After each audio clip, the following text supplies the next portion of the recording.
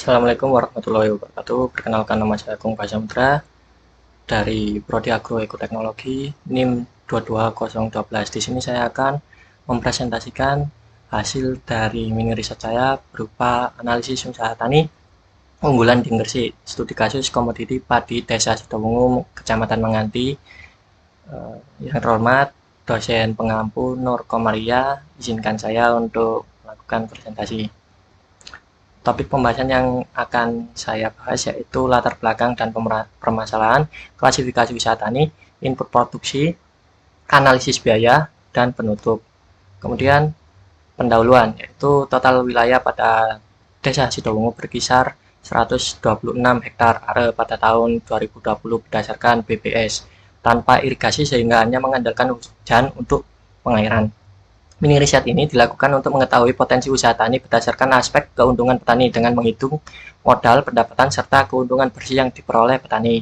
Kondisi tanah bertipe liat berwarna abu-abu ketika musim hujan dan membentuk retakan besar ketika musim kemarau tiba. Menurut Bapak yang saya narasumri yaitu Muhammad Atik, sawah yang beliau tanami yaitu sekitar 2 hektar.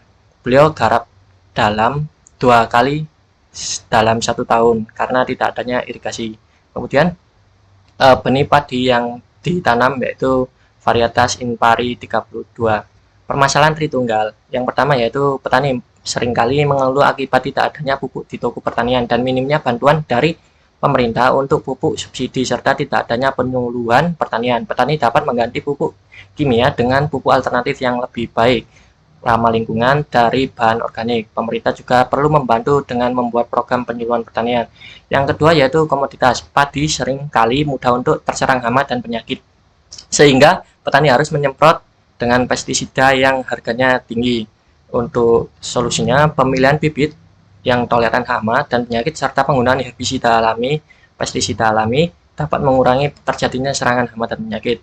Kemudian yang permasalahan ketiga yaitu lahan yang ada mempunyai kemampuan untuk menyuplai hara rendah dan kurangnya air pada musim kemarau. Solusinya yaitu perlu adanya perbaikan tanah dengan pengapuran ataupun pemberian pupuk organik dan membuat embung ataupun tempat penampung air agar tidak kesulitan ketika musim kemarau tiba.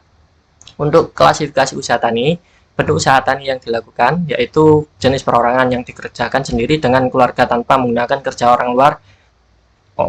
orang dari luar keluarga. Pola usaha taninya dilakukan dengan hanya menanam satu jenis komoditas saja karena keterbatasan air irigasi pada sawah lahan kering, sehingga pada musim kemarau lahan tidak ditanami apa-apa. Kemudian sifat usaha tani berdasarkan wawancara yang telah dilakukan, padi yang telah dipanen sebagian besar dijual dan hanya disisakan sedikit untuk dimakan sendiri, sehingga sifatnya setengah komersil setengah subsisten. Faktor-faktor produksi yang ada yaitu pertama faktor alam, kondisi iklim kering yang ada pada daerah Sidowungu mengakibatkan petani hanya menanam padi hanya 2 kali dalam 1 tahun. Kemudian tenaga kerja yang ada, sumber daya pekerjanya dilakukan oleh petani sendiri tanpa menggunakan bantuan dari luar keluarganya. Kemudian untuk modal yang ada didapat dari usaha tani sebelumnya sehingga tidak mengandalkan modal dari luar seperti meminjam di bank. Untuk manajemen usaha tani yang dilakukan, pengelolaan secara mandiri mulai dari pengolahan tanah hingga pasca panen ke pembeli.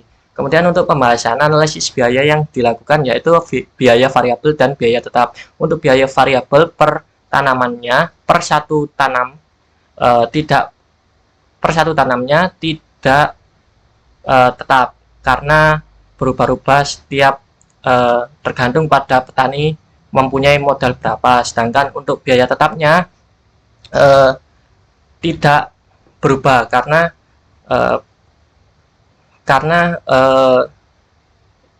bahan ataupun alat yang digunakan tidak mengalami kenaikan harga. Untuk rinciannya yaitu biaya variabel totalnya ada 4.349.500.000 dan untuk biaya tetapnya 1.195.000 dengan total biaya yang dikeluarkan petani 5.544.500.000. Untuk produksi yaitu 5.000 kilo padi dalam 1 kali tanam. Kemudian penerimaan yang diperoleh petani yaitu 24 juta.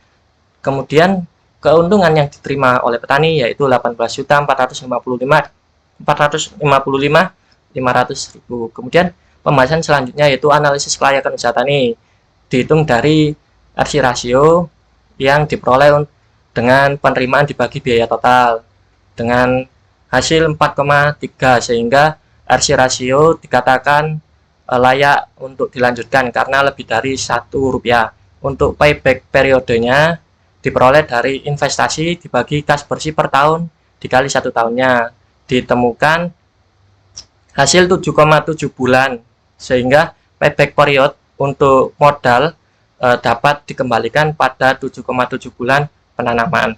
Untuk BEP penerimaan yaitu fixed cost dibagi 1 dikurangi variable cost dibagi total revenue, ditemukan hasil 1.457.000 sekian.